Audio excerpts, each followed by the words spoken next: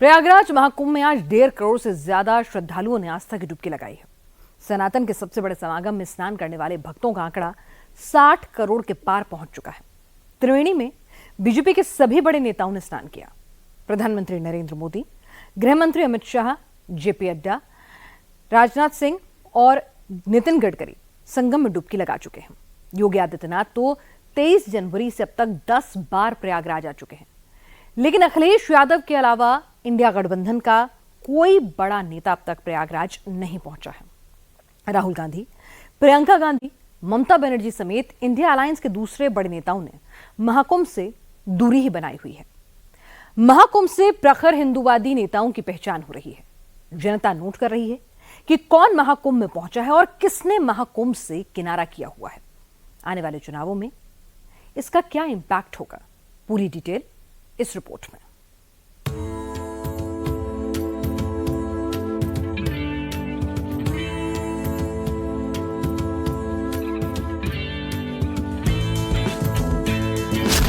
साठ करोड़ से अधिक सनातनी प्रयागराज महाकुंभ में आस्था की डुबकी लगा चुके हैं। 26 फरवरी तक ये आंकड़ा 65 करोड़ तक पहुंचने का अनुमान है।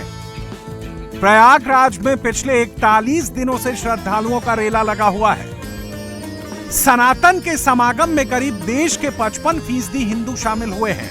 आस्था के इस महापर्व में फिल्मी सितारे आए, बिजनेसमैन आए, राजनेता भी आए, लेकिन इंडिया अलायंस की टॉप लीडरशिप ने महाकुंभ से दूरी बनाए रखी।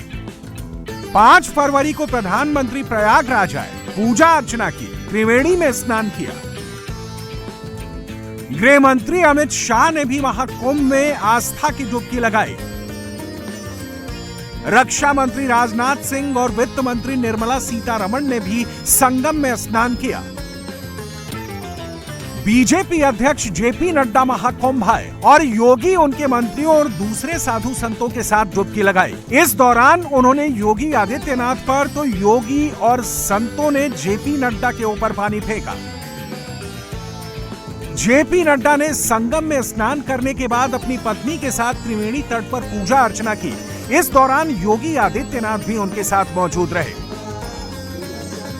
देश के कोने कोने से बीजेपी का छोटा बड़ा हर नेता प्रयागराज आया। ज्योतिरादित्य सिंधिया ने पूरे परिवार के साथ महाकुंभ में पवित्र डुबकी लगाई। महाराष्ट्र के मुख्यमंत्री देवेंद्र फडणवीस भी अपने परिवार के साथ आए, हनुमान चालीसा का पाठ किया और संगम में स्नान किया।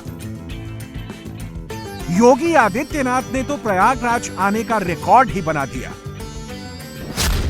महाकुंभ शुरू होने के बाद यानी 41 दिन में योगी आदित्यनाथ 10 बार प्रयागराज आ चुके हैं। 22 जनवरी को योगी ने अपने पूरे कैबिनेट के साथ संगम में आस्था की डुबकी लगाई। मंत्रियों के साथ योगी के स्नान की ये तस्वीरें लंबे समय तक लोगों को याद रहने वाली हैं, क्योंकि इस स्नान में ना कोई बड़ा था ना कोई छोटा, जात पात का भी कोई भेदभाव नहीं था, कोई अगड़ा पिछड़ा नहीं था, सभी सनातनी थे।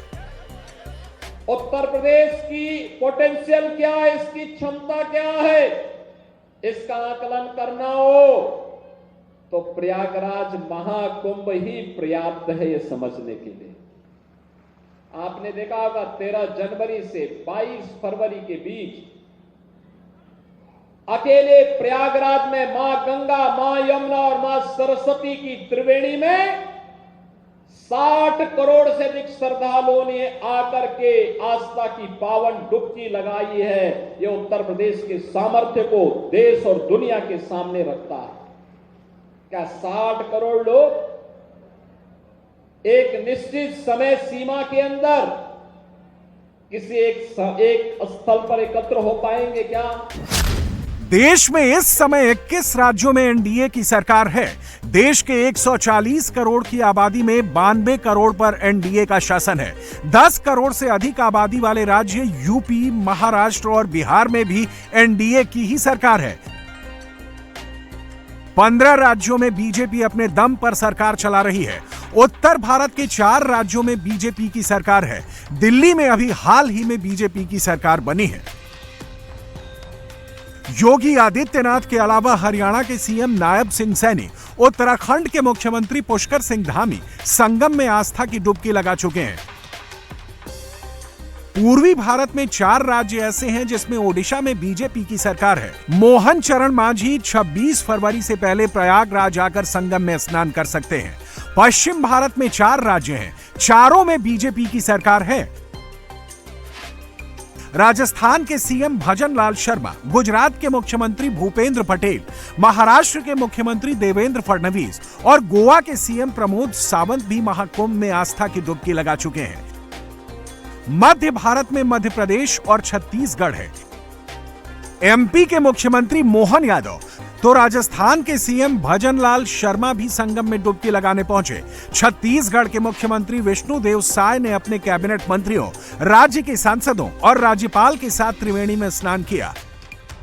दक्षिण भारत के 5 राज्यों में सिर्फ आंध्र प्रदेश में बीजेपी गठबंधन की सरकार है। आंध्र के सीएम चंद्रबाबू नायडू महाकुंभ नहीं आए, लेकिन उनके बेटे लोकेश अपने बेटे और पत्नी के साथ संगम में आस्था की डुबकी लगाई। राज्य के डिप्टी सीएम पवन कल्याण भी अपनी पत्नी और बेटे के साथ आए। शरीर पर जनेऊ और भगवा धोती पहने पवन कल्याण ने संगम में स्नान किया और गंगा आरती भी की। पूर्वोत्तर के 7 राज्यों में 6 में बीजेपी और उसके सहयोगियों की सरकार है। असम के मुख्यमंत्री हिमंत बिस्वा शर्मा ने पूरे परिवार के साथ महाकुंभ में आस्था की डुबकी लगाई। अरुणाचल के सीएम पेमा खांडू महाकुंभ नहीं आए, लेकिन उनके डिप्टी सीएम चाउना मीन ने 20 जनवरी को त्रिवेणी में स्नान किया। मणिपुर में राष्ट्रपति शासन लगने से पहले तत्कालीन सीएम एन वीरेंद्र सिंह ने अपने कैबिनेट सहयोगियों के साथ 6 फरवरी को संगम में पवित्र डुबकी लगाई। 13 फरवरी को त्रिपुरा के सीएम माणिक साहा ने पूरे परिवार के साथ महाकुंभ में स्नान किया। सिक्किम के मुख्यमंत्री प्रेम सिंह तमांग ने भी 9 फरवरी को त्रिवेणी संगम में आस्था की डुबकी लगाई। मेघालय और नागालैंड को छोड़ दें तो पूर्वोत्तर राज्यों के सभी बड़े नेता महाकुंभ आए हैं। प्रयागराज महाकुंभ में बीजेपी ही नहीं बल्कि उसके अलायंस पार्टनर भी आस्था की डुबकी लगाने आए। बड़े नेताओं की बात करें तो बिहार के सीएम नीतीश कुमार महाकुंभ नहीं आए। इसके पीछे उनकी प्रगति यात्रा को वजह बताया जा रहा है। हालांकि उनकी सरकार में डिप्टी सीएम विजय कुमार सिन्हा और सम्राट चौधरी ने संगम में स्नान जरूर किया। एनडीए के बड़े नेताओं में चंद्रबाबू नायडू और एकनाथ शिंदे भी अभी प्रयागराज नहीं आए हैं। माना जा रहा है कि एकनाथ शिंदे 24 तक आ सकते हैं। हालांकि उनके बेटे श्रीकांत शिंदे महाकुंभ में डुबकी लगा चुके हैं। केरल के राज्यपाल राजेंद्र आर्लेकर भी महाकुंभ आए और संगम में स्नान किया। प्रयागराज में दुनिया का सबसे बड़ा धार्मिक मेला लगा है। यहां जो नेता आ रहे हैं उससे उनकी सनातनी आस्था तो नजर आ ही रही है, साथ ही देश के 80% हिंदू आबादी के लिए एक मैसेज जा रहा है। महाकुंभ से प्रखर हिंदूवादी नेताओं की पहचान भी हो रही है। प्रयागराज महाकुंभ में प्रधानमंत्री नरेंद्र मोदी आए, उनके कैबिनेट के ज्यादातर मंत्री आ गए। बीजेपी शासित राज्यों के 90% से अधिक मुख्यमंत्री आए। एनडीए में शामिल दूसरे दलों के नेता पहुंचे, लेकिन इंडिया गठबंधन के नेता महाकुंभ से दूर ही रहे। अलायंस के बड़े नेताओं में सिर्फ अखिलेश यादव ने ही संगम में स्नान किया। अखिलेश प्रयागराज जरूर आए, लेकिन महाकुंभ को लेकर सबसे अधिक सवाल भी अखिलेश यादव की तरफ से ही खड़े किए गए। अखिलेश के ट्विटर हैंडल पर हर दूसरा टेक्स्ट महाकुंभ को लेकर किया गया। 144 साल के शुभ मुहूर्त पर भी अखिलेश यादव और उनकी पार्टी ने सवाल उठाए। अखिलेश यादव ने महाकुंभ को लेकर आरोप लगाए तो उसका जवाब योगी आदित्यनाथ ने दिया। जिन लोगों को विकास अच्छा नहीं लगता, जिन लोगों को देश और प्रदेश के सामर्थ्य को अच्छा नहीं लगता, वे लगातार नकारात्मक टिप्पणी करके बदनाम करने का प्रयास कर रहे हैं। लेकिन बहनों और भाइयों, देश ने दिखा दिया है, सनातन धर्म के अनुयायियों ने दिखा दिया है, अनुकूल परिस्थितियां होंगी तो अपनी विरासत को गौरव के साथ आगे बढ़ाने का कार्य करेंगे। और प्रयागराज महाकुंभ ने उसका एक उदाहरण बनकर के देश और दुनिया को आईना दिखाने का काम भी किया है। उन विरोधियों को आईना दिखाने का काम किया है जो हर मामले में नकारात्मक टिप्पणी करते हैं, हर अच्छे कार्य में प्रश्न खड़ा करते हैं, हर अच्छे कार्यक्रम को आगे बढ़ाने के लिए एक बैरियर, उसके मार्ग में बैरियर बनने का काम करते हैं। याद रखना, विकास का कोई विकल्प नहीं हो सकता। प्रयागराज कुंभ में कांग्रेस की तरफ से 4 बड़े नेता गंगा स्नान करने अब तक आए हैं। कर्नाटक के deputy CM D K Shivakumar, Rajasthan के पूर्व डिप्टी सीएम सचिन पायलट, मध्य प्रदेश के पूर्व मुख्यमंत्री दिग्विजय सिंह और कांग्रेस के राज्यसभा सांसद अभिषेक मनु सिंघवी ने संगम में आस्था की डुबकी लगाई है। लेकिन गांधी परिवार का कोई सदस्य प्रयागराज नहीं पहुंचा। राहुल गांधी और प्रियंका गांधी के महाकुंभ में जाने की तारीखें आती रही हैं, तारीखें बदलती रही हैं, लेकिन राहुल, प्रियंका प्रयागराज नहीं आए। रायबरेली में राहुल गांधी से जब महाकुंभ जाने को लेकर सवाल पूछा गया तो उन्होंने हाथ जोड़ लिया। राहुल जी महाकुंभ जाएंगे? नमस्कार। राहुल जी महाकुंभ? राहुल जी महाकुंभ जाएंगे? नमस्कार। राहुल जी महाकुंभ? कांग्रेस अध्यक्ष मल्लिकार्जुन खड़गे तो प्रयागराज नहीं आए, लेकिन महाकुंभ और वहां के इंतजाम को लेकर कई बार मोदी और योगी सरकार पर निशाना साधा। इंडिया गठबंधन में कांग्रेस और समाजवादी पार्टी के बाद ममता बनर्जी की पार्टी के पास सबसे अधिक सांसद हैं। मुस्लिम वोट बैंक को साधने की मजबूरी हो या कोई और वजह, ममता भी महाकुंभ नहीं आई, उल्टे महाकुंभ को मृत्यु कुंभ बता दिया। মহাকুম্ভ আমি নাইবা বললাম, ওটা এখন মৃত্যু কুম্ভ হয়ে গেছে।